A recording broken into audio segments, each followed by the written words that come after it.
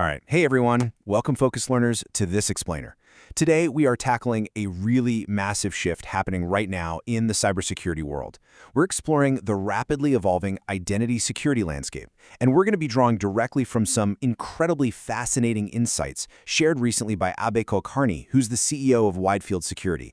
You know, if you've been paying even a little bit of attention to enterprise security lately, you already know that identity is no longer just about handing an employee a password and an authenticator app. Not even close. We are looking at this wild, completely new frontier where humans, machines, and fully autonomous AI agents are all interacting constantly within our networks. To really understand why this matters right this second, I want to hit you with a stark reality right out of the gate. 80%. Think about that for a second. According to industry data, up to 80% of all data breaches are now caused by identity-based incidents. Threat actors aren't really bothering to hack their way through complex firewalls anymore. I mean, why would they? They're simply logging in using compromised credentials. And that brings us to the foundational question of this whole explainer. Are we guarding the front door but totally ignoring the house? Seriously, think about it. We spend millions, literally millions, on verifying IDs at the front door through multi-factor authentication and single sign-on. But honestly, all of that is completely useless if we aren't monitoring what those identities actually do once they're inside the network. If someone tricks the bouncer and gets past the front door, can they just roam the halls and pry open any vault they want? Okay, let's dive right into this. Here is our intellectual roadmap for today. We'll hit 1. The identity security crisis. 2. Post-authentication blind spots. 3. The non-human identity threat.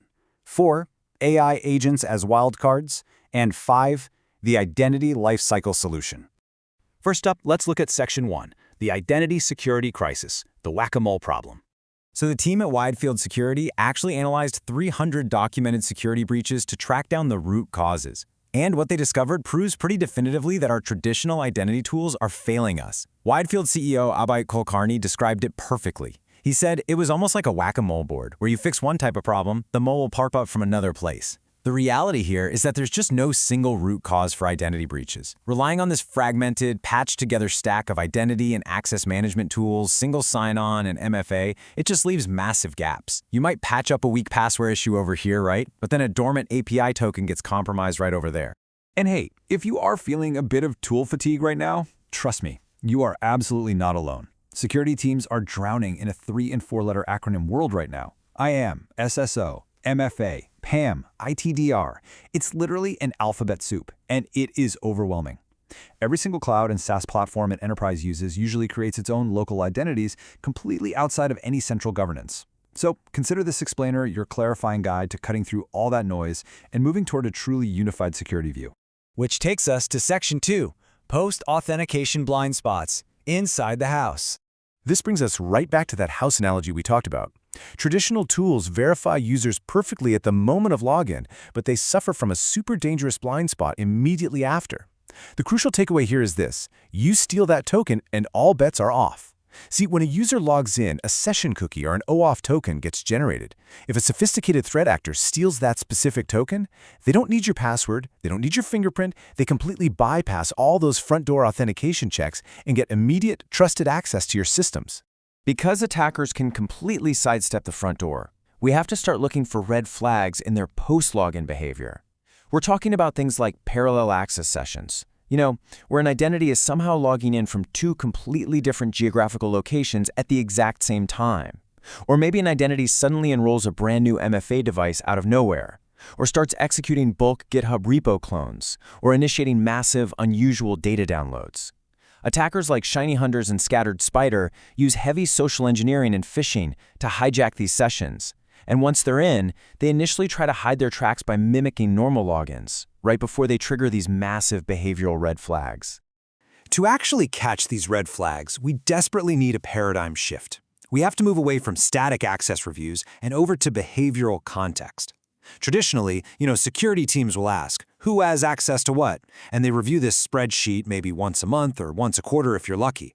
But in today's fast-moving cloud environments, that is nowhere near enough. We must dynamically ask, who is accessing what right now? It's basically the difference between knowing a user has a key to the bank vault versus actively watching them empty that vault into a duffel bag at 3 a.m. Moving right along to Section 3, the non-human identity threat, the silent majority. We almost always picture hackers stealing employee passwords, right? But the sheer scale of the identity landscape has totally transformed. Humans are just no longer the only entities logging into our cloud platforms. Alongside our interactive, MFA-protected human employees, we now have machine identities. Think bots, API tokens, and OAuth grants, and these often operate with these incredibly long-lived, unsupervised sessions. And now, adding to the mix, we have AI agents, like digital assistants and cloud code operating non-deterministically. Organizations suddenly have to manage a massive proliferation of these non-human identities, which, by the way, usually vastly outnumber their actual human employees.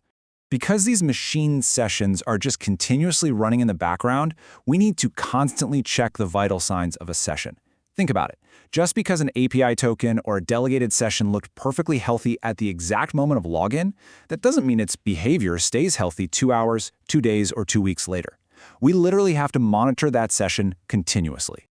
Next up is Section 4, AI agents as wildcards, the non-deterministic threat. As AI becomes so deeply embedded into our enterprise workflows, it brings entirely new risks. And the core issue here is that AI agents are inherently non-deterministic. Basically, they are autonomous entities that execute tasks with unpredictable outcomes. If they're left unmonitored with excessive privileges, the results can be, well, disastrous. We're talking real industry horror stories of AI agents accidentally deleting entire production databases simply because they didn't have behavioral guardrails in place to limit their blast radius. So the massive million-dollar question security leaders are absolutely desperate to solve right now is, how do we make AI agents more deterministic? How do we ensure they don't just run amok? Because, listen, it's not just about accidental deletions. It's about malicious intent. Security teams have to protect against very real threats, like prompt injections, where an attacker tricks an AI into performing a sensitive operation, or even malicious insiders who take control of an autonomous agent to quietly steal data. So, how do we actually fix all of this chaos? That brings us to Section 5, the Identity Lifecycle Solution, a new security strategy. In cybersecurity, we are very used to thinking about data security in 3 phases, right? Data at rest, data in transit, and data in use. Well, we now must apply that exact same logic to identity. Step 1 is tracking identities at rest. That means validating entitlements, finding those dormant accounts, and ensuring weak credentials are rotated. Step 2 is identities in motion, actually monitoring the authentication process to ensure your policies are applied without any escapes. And step 3, which is the really critical missing piece for most companies, is identities in use. This means continuously tracking behavioral activities in near real time right after the login to spot any anomalies. Now, I know what you're thinking. A major problem with tracking behavior is alert fatigue, right? But there is a huge breakthrough solution here.